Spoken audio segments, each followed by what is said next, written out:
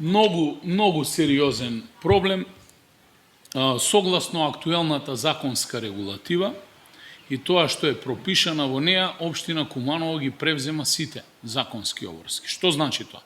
Имамо изберено фирма изведувач, која што истите тие бездомни куќиња кои што ги пуштаат несовесните граѓани и стануваат бездомни куќиња, ги заловува, првенствено ги наблюдува, потоа ги чисти од паразити, ги имунизира, ги чипира и по одреден временски престој во карантинот, кој што се наоѓа во село Четирци и е во собственост на ветеринарната станица Куманово, се наблюдува нивната агресивност, доколку не се агресивни, истите согласно законот се враќаат на местото каде што се заловени, одбележени, чипирани или одбележени со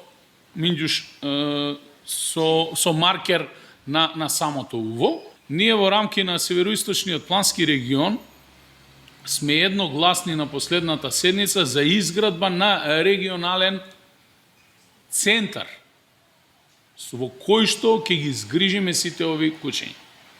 Но се поставува проблемот и откако ќе се изгради тој центар и ќе биде пополнет капацитетот, како ќе се спречи прогресијата на ширење на куќињата во градот, бидејќи, например, имаме такви случаи во Скопје, каде што има таков центар, се направи одреден центар во Струмица, дополнително и повторно се појавуваат истите проблеми. Зошто? Бидејќи бројката на домашни миленици кои што се остава на слободно, без грижа, е огромен. Тоа значи дека мора да се работи многу на совеста кај самите граѓани.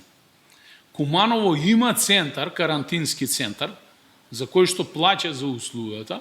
Во иднина се надевам дека ќе успееме да го реализираме овој проект, кој што е скап проект, бидејќи истиот инвестирате еднаш, а потоа дополнително треба во континуитет да инвестирате за одржување на истиот.